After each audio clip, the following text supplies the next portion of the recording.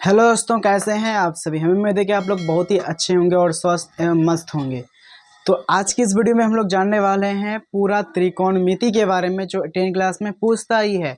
इस बार अगर हम लोग 2024 की बात करें, 2024 की बात करें तो इस बार जो हमारा एग्ज़ाम हुआ, सॉरी 2024 नहीं 2025 की अगर बात करें तो इस बार जो हमारा एग्ज़ाम हुआ 10 का बोर्ड का, तो उसमें चैप्टर नंबर 7 और चैप्टर नंबर 8 से, मतलब 10th का मैथ का chapter number 7 and chapter number 10 से लगभग लगभग 50% से भी अधिक सवाल पूछे गए हैं। ठीक है, बाकी और चैप्टर से बहुत ही कम पूछे गए, लेकिन अगर हम लोग त्रिकोणमिति का बात करें, ट्राइगोनोमेट्री का बात करें, तो उसमें ऑब्जेक्टिव कम से कम 20 प्लस पूछा गया। सिर्फ ऑब्जेक्टिव ही पूछा गया है, बाकी सब्जेक्टिव तो उसमें था ही, लेकिन ऑब्जेक्टिव भी कितना पूछा था, 20 प्लस, मतलब 20 नंबर सिर्फ ऑब्जेक्टिव ही पूछा था। तो इससे आप अंदाजा लगा सकते हैं कि कितना इंपॉर्टेंट है। पूरे बुक का राजा कहा जाता है ट्राइगोनोमेट्री को।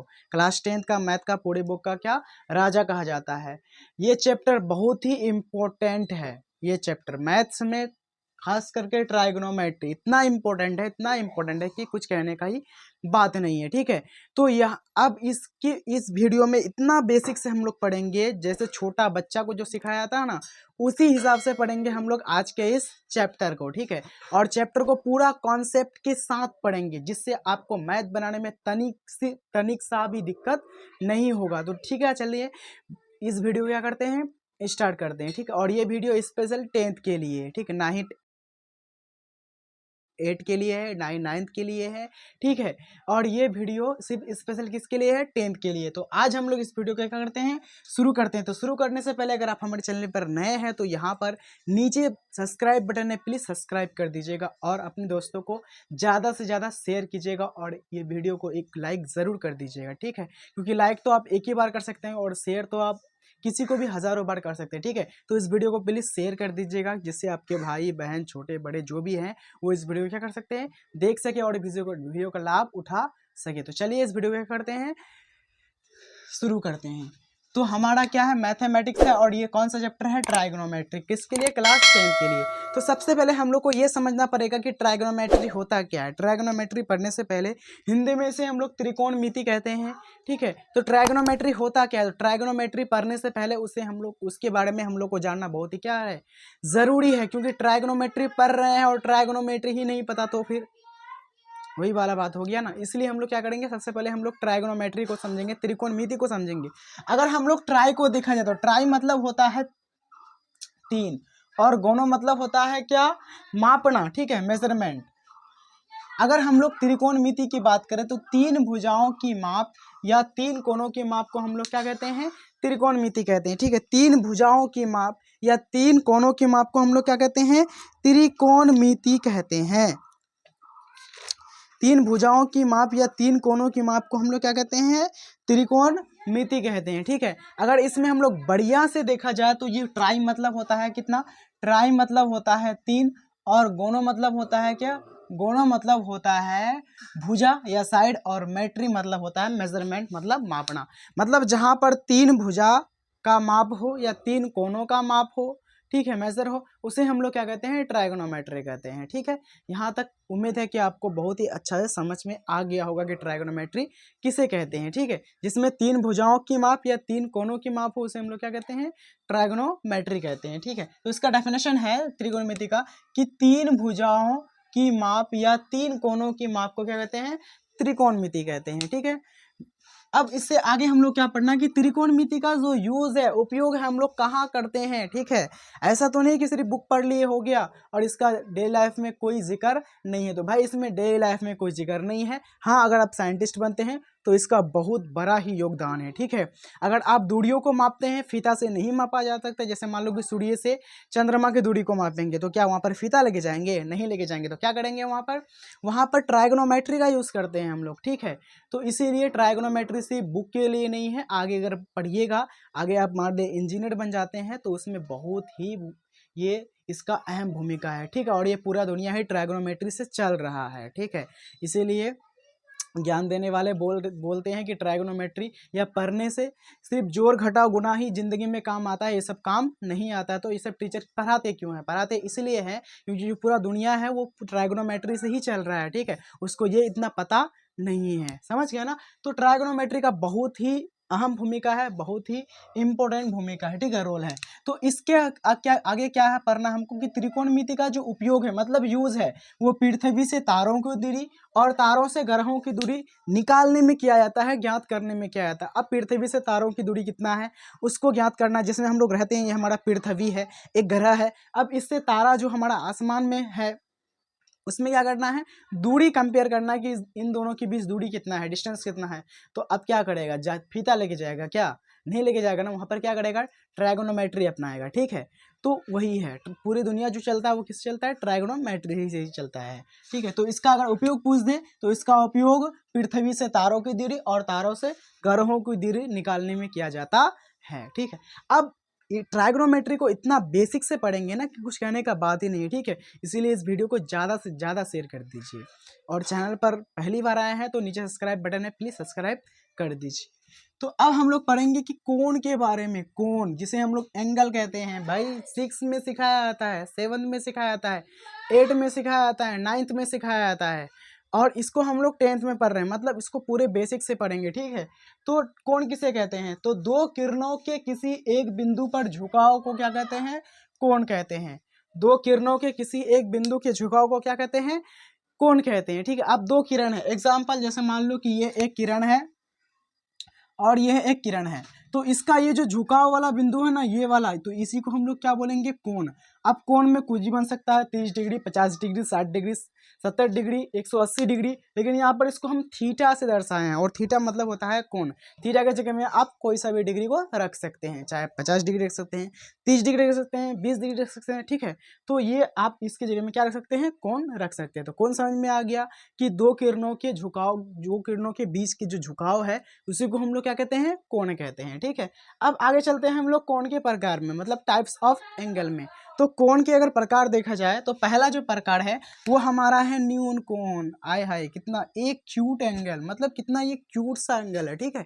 एक क्यूट एंगल, न्यून कोण, अक्यूट एंगल, अक्यूट एंगल, ठीक है। जैसे हम लोग किसी को बोलते हैं ना कि आप बहुत क्यूट हैं, बहुत अच्छे लगते हैं देखने में, भाई ये भी कोण तो वैसा ही है, क्यूट एंगल, अक्यूट एंगल, ठीक है। इतना प्यारा नाम है इसका, तो उसको तो पढ़ना तो जरूरी है ये, ठीक है। इसको कैसे इसको पढ़ सकते हैं, ठीक है।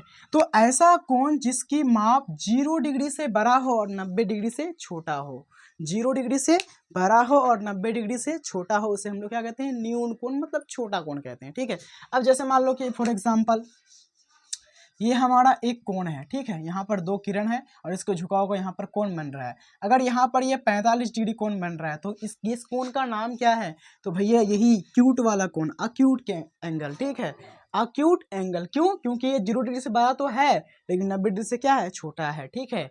90 डिग्री भी नहीं होगा, 0 डिग्री भी नहीं होगा, मतलब 0 डिग्री से बड़ा होना चाहिए और 90 डिग्री से क्या होना चाहिए, छोटा होना चाहिए, ठीक है। मतलब 1 से लेकर के 99, मतलब 89 तक, मतलब 89 तक सारे क्या है, न्यून कोण है, ठीक है। यहाँ तक समझ में आ गया।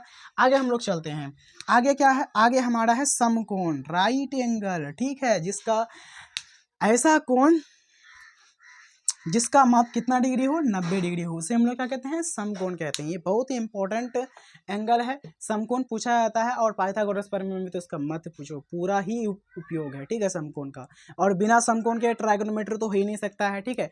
ट्राइगोनोमेट्री हम लोग पढ़ेंगे, चैप्टर जब स्टार्ट करेंगे तो पूरा समकोण त्रिभुज, समकोण त्रिभुज, समकोण त्रिभुज, मतलब ट्राइगोनोमेट्री जो है वो समकोण त्रिभुज पर ही डिपेंड है, ठीक है। अगर समकोण त्रिभुज नहीं है तो ट्राइगोनोमेट्री उसके बिना कुछ भी नहीं है, ठीक है। इसलिए समकोण त्रिभुज पढ़ना ही है ट्राइगोनोमेट्री में, और हर एक मैथ में हम लोग समकोण त्रिभुज का ही क्या करेंगे, प्रयोग करेंगे, ठीक है।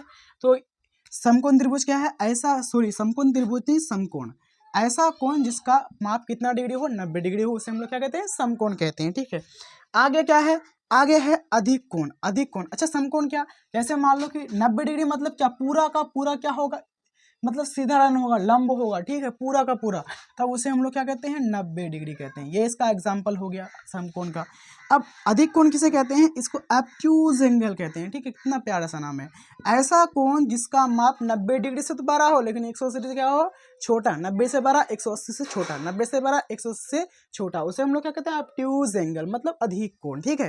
तो अब इसका भी एग्जाम्पल ले लेते हैं। जैसे मान लो कि दो किरणों का झुकाव दे दिए, अब इसके बीच जो बना कोण, अब जस्ट थोड़ा सा, अगर भाई ये तो 90 डिग्री से बड़ा है ना, तो ये क्या करेंगे, इसको थोड़ा सा ऐसे करके बनाएंगे। क्यों? क्योंकि चांद जो होता है उसमें यहाँ पर 90 होता है और 90 से इधर अधिक होता है, इसीलिए ऐसे जो कोण होगा ना वो 90 से क्या होगा, अधिक होगा। तो मान लो 120 है डिग्री है, ठीक है, तो 90 से बड़ा है और 180 से क्या है, छोटा है। तो एग्जाम्पल हो गया, ठीक है। इसको आप अपने कॉपी में उतार भी सकते हैं एज अ कॉन्सेप्ट ट्रायगोनोमेट्री का। तो हम लोग क्या करेंगे, अधिक कोण समझिए कि जो 90 डिग्री से बड़ा हो और 180 डिग्री से क्या हो, छोटा हो। इतना समझ में, इतना में कोई दिक्कत नहीं है। और एक बहुत ही इम्पोर्टेंट चीज कि त्रिकोणमिति जो है वो समकोण त्रिभुज पर आधारित है। मतलब समकोण त्रिभुज है तो त्रिकोणमिति है, और त्रिकोणमिति है तो समकोण त्रिभुज है। मतलब दोनों का रिलेट कर दिया गया है कि त्रिकोणमिति में समकोण त्रिभुज होगा ही, बिना समकोण त्रिभुज का कोई भी मैथ नहीं बनेगा, ठीक है। तो एक बहुत ही इंपॉर्टेंट चीज लिखना है कि त्रिकोणमिति जो है वो समकोण त्रिभुज पर क्या है, आधारित है, मतलब डिपेंडेड है। तो इसको हम लोग क्या करते हैं, उम्मीद है कि ये बढ़िया से आपको समझ में आ गया होगा। तो इसको हम लोग क्या करते हैं, इरेज करते हैं, ठीक है।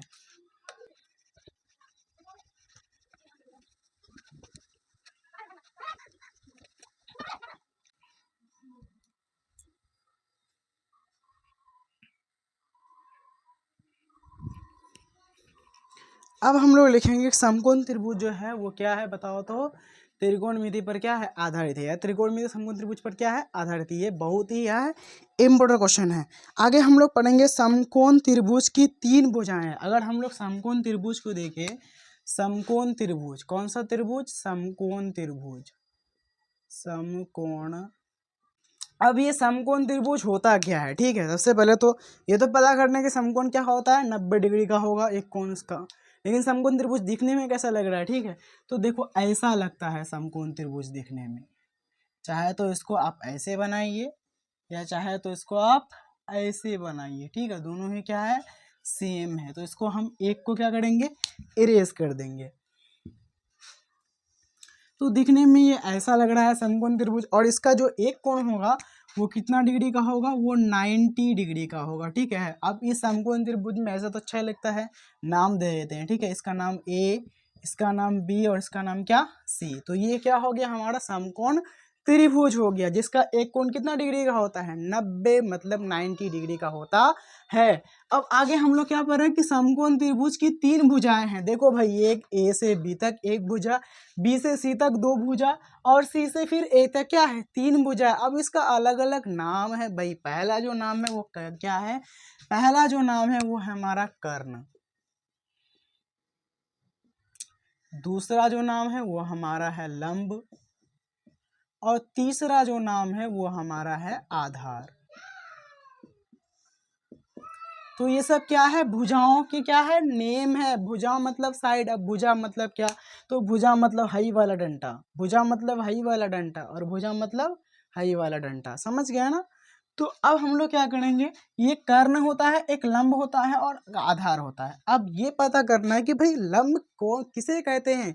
भुजा तो सभी है, लेकिन लंब कौन से भुजा का नाम है, कर्ण कौन से भुजा का नाम है, और आधार कौन से भुजा का नाम है, ठीक है। तो टेंशन नहीं लेने का।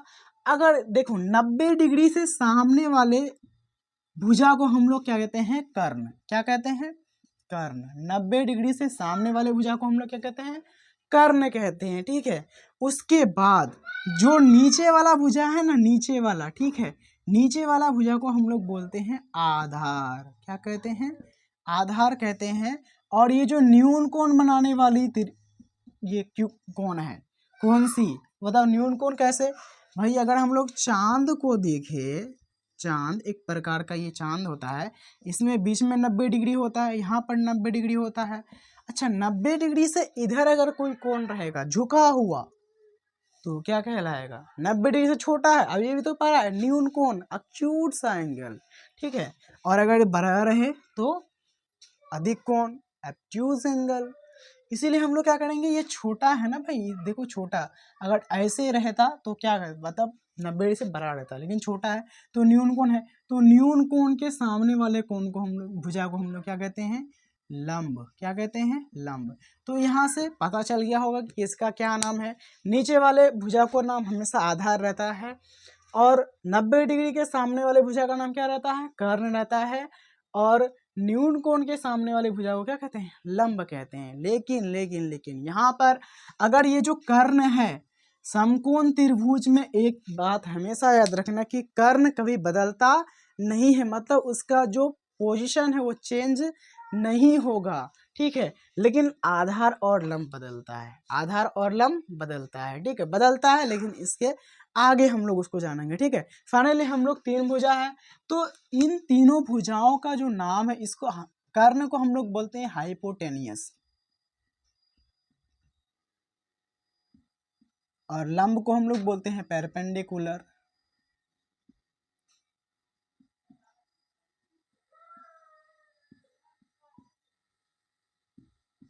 और आधार को हम लोग क्या कहते हैं, बेस। क्या कहते हैं, बेस कहते हैं, ठीक है। अब यहाँ पर देखिए, कर्ण को हम लोग हाइपोटेनियस बोल दिए, लंब को हम लोग परपेंडिकुलर बोल दिए, आधार को हम लोग बेस बोल दिए, ठीक है। तो कर्ण क्या है, तो कर्ण का डेफिनेशन में लिखना है कि समकोण त्रिभुज के, समकोण त्रिभुज के 90 डिग्री के सामने वाले भुजा को हम लोग क्या कहते हैं, कर्ण कहते हैं। क्या कहते हैं, कर्ण कहते हैं। या ऐसे भी दूसरा डेफिनेशन है, समकोण त्रिभुज में सबसे बड़ी भुजा को, देखो ये छोटका भुजा है, देखो अगर इसको मापे तो यहाँ से यहाँ तक है, ये यहाँ से यहाँ तक ये थोड़ा सा, और देखो ये यहाँ से कितना तक, कितना बड़ा है, 2 बीता है, और ये एक बीता है, लेकिन यहाँ पर देखो ये 2 बीता है। तो समकोण त्रिभुज के सबसे बड़ी भुजा को कर्ण कहते हैं, या ये भी डेफिनेशन आप लिख सकते हैं। या समकोण त्रिभुज में 90 डिग्री के सामने वाली भुजा को क्या कहते हैं, कर्ण कहते हैं। 2 डेफिनेशन है इसका, ठीक है। अब आधार क्या है, तो समकोण त्रिभुज में ये जो नीचे जो रहता है उसको हम लोग क्या कहते हैं, आधार कहते हैं। और समकोण त्रिभुज में न्यून कोण बनाने वाली भुजा के सामने वाले भुजा को हम, सॉरी, न्यून कोण बनाने वाले कोण के सामने वाले भुजा को हम लोग क्या कहते हैं, लंब कहते हैं, ठीक है। यहाँ तक समझ में आ गया होगा कि कर्ण किसे कहते हैं, लंब किसे कहते हैं, आधार किसे कहते हैं, ठीक है। तो अब हम लोग क्या करेंगे, इसको बारी बारी से क्या करेंगे, पढ़ेंगे, ठीक है।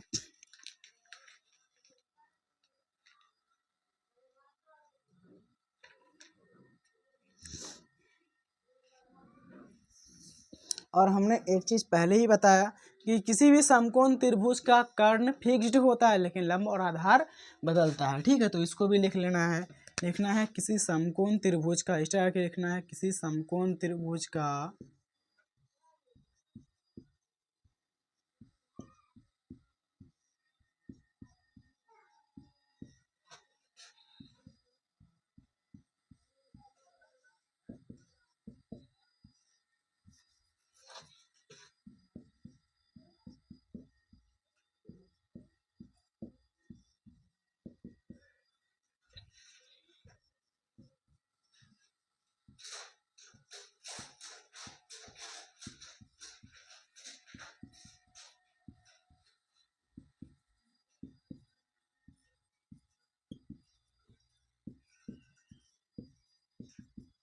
हाँ, तो किसी समकोण त्रिभुज का कर्ण हमेशा क्या रहता है, फिक्स्ड रहता है, लेकिन लंब और आधार क्या होता है, बदलता है, ठीक है, बदलते रहता है। कभी लंब यहाँ पर आ जाएगा और कभी आधार यहाँ पर आ जाएगा, ठीक है। तो वो हम लोग आगे देखेंगे।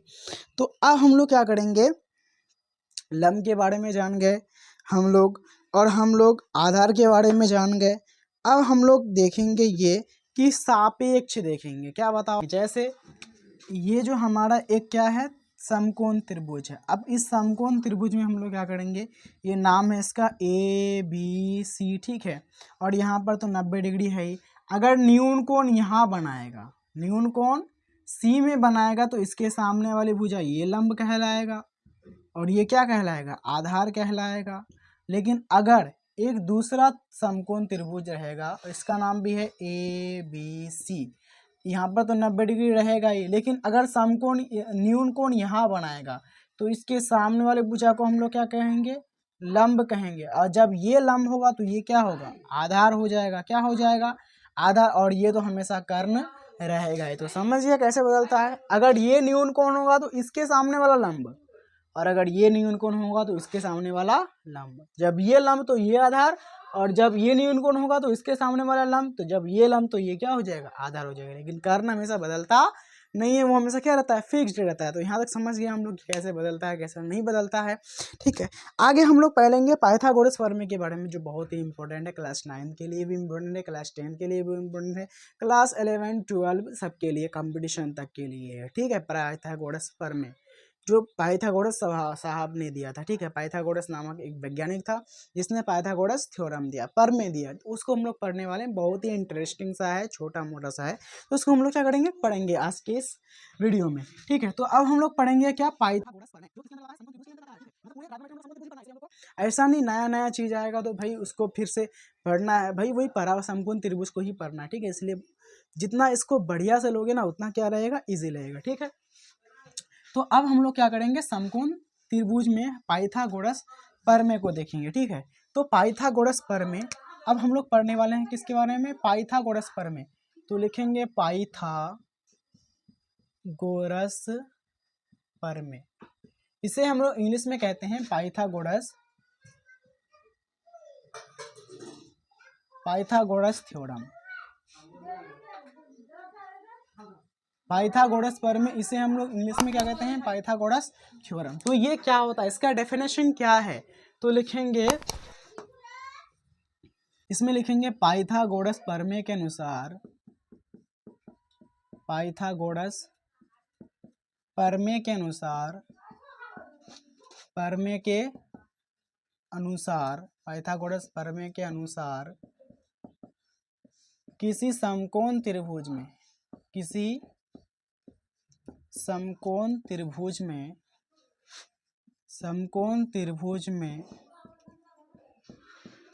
कर्ण का वर्ग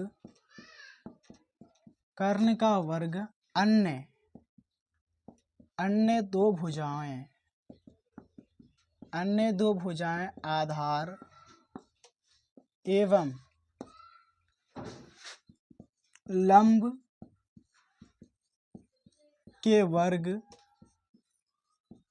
के योग के बराबर होता है।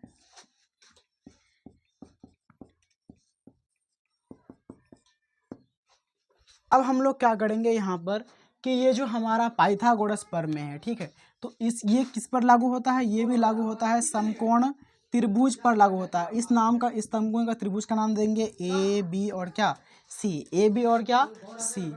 अब ए बी सी, तो ये जो लंब है इसको हम लोग कितना डिग्री बोलेंगे, 90 डिग्री, मतलब 90 डिग्री बोलेंगे। ठीक है, तो पाइथागोरस प्रमेय के अनुसार किसी समकोण त्रिभुज में, ये एक समकोण त्रिभुज है, समकोण त्रिभुज में कर्ण का वर्ग, कर्ण मतलब क्या, ये कर्ण है। ठीक है, तो लिखेंगे कर्ण का वर्ग। कर्ण का वर्ग मतलब होता है कर्ण का क्या, स्क्वायर। इसे हम लोग अंग्रेजी में क्या कहते हैं, कर्ण का क्या कहते हैं, स्क्वायर कहते हैं। वर्ग को हम लोग स्क्वायर कहते हैं। स्क्वायर मतलब किसी के पावर में कितना होना, 2 होना। वर्ग अन्य दो भुजाएं, अन्य दो भुजा, अब एक बचा आधार और एक बचा क्या, एक बचा हमारा आधार और एक बचा हमारा लंब। तो अन्य दो भुजा, एक हमारा है कौन, लंब, और एक हमारा है आधार। अन्य दो भुजा लंब और आधार के वर्ग, के वर्ग मतलब इसका भी वर्ग और इसका भी वर्ग के योग मतलब होता है जोड़, इन दोनों का जोड़ के बराबर होता है। मतलब इसका स्क्वायर ये दोनों के बराबर कौन होता है, कर्ण होता है। यही हमारा क्या है, पाइथागोरस प्रमेय है। यही हमारा क्या है, पाइथागोरस प्रमेय है। यही हमारा क्या है, पाइथागोरस प्रमेय। कर्ण का स्क्वायर बराबर लंब का स्क्वायर जोड़ आधार का स्क्वायर, यही हमारा क्या है, पाइथागोरस प्रमेय है। ठीक है, तो अब हम लोग क्या करेंगे, इसके आगे हम लोग क्या था, पाइथागोरस प्रमेय मतलब कर्ण का स्क्वायर बराबर लंब का स्क्वायर जोड़ क्या बताओ तो आधार का स्क्वायर। अब कर्ण को हम लोग हाइपोटेनियस कहते हैं, तो इसको हम लोग एच का भी स्क्वायर कह सकते हैं, बराबर है तो बराबर। लंब को हम लोग परपेंडिकुलर कहते हैं, तो इसे हम लोग पी का भी स्क्वायर कह सकते हैं। ठीक है, प्लस है तो प्लस। आधार को हम लोग बेस कहते हैं, तो इसे हम लोग बी का भी स्क्वायर कह सकते हैं। तो ये हमारा एक दूसरा फॉर्मूला बन गया एच स्क्वायर बराबर P square plus B square. तो ये भी हमारा क्या है, पाइथागोरस प्रमेय। अगर कोई आपसे पाइथागोरस प्रमेय पूछे तो आप चाहे तो बोल दीजिए कर्ण का स्क्वायर बराबर लंब का स्क्वायर प्लस आधार का स्क्वायर, या आप उसको डेफिनेशन सुना सकते हैं, ठीक है। लेकिन डेफिनेशन सुनाने से बेहतर है उसको फॉर्मूला ही बता दीजिए। अगर डेफिनेशन पूछे तब डेफिनेशन बताइए कि पाइथागोरस प्रमेय के अनुसार किसी समकोण त्रिभुज में कर्ण का स्क्वायर ये दोनों भुजाओं के योग के बराबर होता है, और वो दोनों भुजा कौन है, लंब और आधार है। तो ऐसे नहीं बोलना है, आपको ये बोलना है कि पाइथागोरस प्रमेय के अनुसार कर्ण का स्क्वायर बराबर होता है अन्य दो भुजाओं आधार और लंब के स्क्वायर के योग के बराबर होता है, ठीक है। बस ये बता देना है, फॉर्मूला बता देना है, कर्ण का स्क्वायर बराबर लंब का स्क्वायर जोड़ आधार का स्क्वायर, या एच का स्क्वायर बराबर पी स्क्वायर प्लस बी का स्क्वायर, इतना बता देना है, ठीक है। अब यहाँ से फॉर्मूला हमारा बनेगा कि हम तो एच तो निकालने का फॉर्मूला हमारा हो गया कि एच स्क्वायर बराबर P square plus B square. H निकल जाएगा, एच कैसे निकलेगा तो लिखेंगे इसीलिए एच बराबर ये पी स्क्वायर है प्लस बी स्क्वायर है। देखो बराबर किस पर अगर स्क्वायर रहे ना तो बराबर के उस पर जाता है, तो उस पर क्या चढ़ता है, रूट। तो एच निकालने का फॉर्मूला हमारा बन गया, मतलब हम हाइपोटेन्यूस निकाल सकते हैं अगर हमको आधार और लंब पता रहे तो, ठीक है। तो हाइपोटेन्यूस निकालने का फॉर्मूला हो गया बराबर under root P square plus B square, ठीक है। चलो हम एक क्वेश्चन भी देते हैं यहाँ पर। जैसे मान लो कि यहाँ पर ये हमको लंब दे दिया हमको 3 सेंटीमीटर और आधार दे दिया हमको 4 सेंटीमीटर। अब हमको बोला कि कर्ण निकालो, मतलब एच बराबर क्या, वाट। एच बराबर क्या, वाट। तो हम लोग क्या करेंगे, देखेंगे एच बराबर अंडर रूट है तो अंडर रूट पी का स्क्वायर। पी कितना दिया है, ये लंब है ना परपेंडिकुलर, और ये बी है आधार है, तो पी दिया है 3 तो लिखेंगे 3 का, और ये स्क्वायर है तो स्क्वायर, प्लस है तो प्लस, बी कितना दिया है 4 तो लिखेंगे 4 का क्या स्क्वायर। तो यहाँ से हो जाएगा अंडर रूट 3 का स्क्वायर होता है 9 प्लस 4 का स्क्वायर कितना होता है 16, और 9 और 16 को जोड़ो तो अंडर रूट कितना हो जाएगा 25, और अंडर रूट 25 को जब अंदर में गुना करोगे तो 5 गुना कितना होगा 5, और 5 गुना 5 5 5 25, और 2 5 है इसलिए एक 5 कहाँ निकल जाएगा बाहर, और इसका मात्रक क्या है सेंटीमीटर। इसीलिए जो कर्ण जो आएगा एच का जो वैल्यू होगा वो कितना होगा 5 सेंटीमीटर होगा। समझ गए, इसमें कोई दिक्कत नहीं है, ठीक है। अगला हम लोग निकालेंगे पी निकालने का फॉर्मूला, ठीक है। तो पी हम लोग कैसे निकाल सकते हैं, बस यहीं से निकालेंगे, ठीक है। तो हम लोग पी निकालेंगे कैसे, तो पी निकालने के लिए हम लोग क्या करेंगे, एक काम करते हैं, अगर आपके पास 5 प्लस 3 है और इधर कितना है, सॉरी 5 प्लस 3 है और इधर कितना है 8 है, ठीक है। तो दोनों बराबर है, 5 प्लस 3 8 और इधर सिर्फ 8 है, तो दोनों क्या है बराबर है। लेकिन अगर इसको इस तरह से लिखा जाए 8 बराबर लिखा जाए 5 प्लस 3 तो बराबर है, तो तब भी बराबर है। चाहे तो दोनों जब बराबर का साइन आ जाता है उधर भी बराबर है इधर भी बराबर है। अब चाहे तो इसको उधर लिखो या इसको इधर लिखो, बात क्या है बराबर है। तो इसीलिए जब ये बराबर का चिन्ह है मतलब ये जितना है उतना ये सब ये दोनों मिलाकर के है, इसीलिए पहले अगर इसको लिख दे तो कोई दिक्कत नहीं होगा। P square plus B square बराबर क्या हो जाएगा एच स्क्वायर हो जाएगा, कोई दिक्कत नहीं है।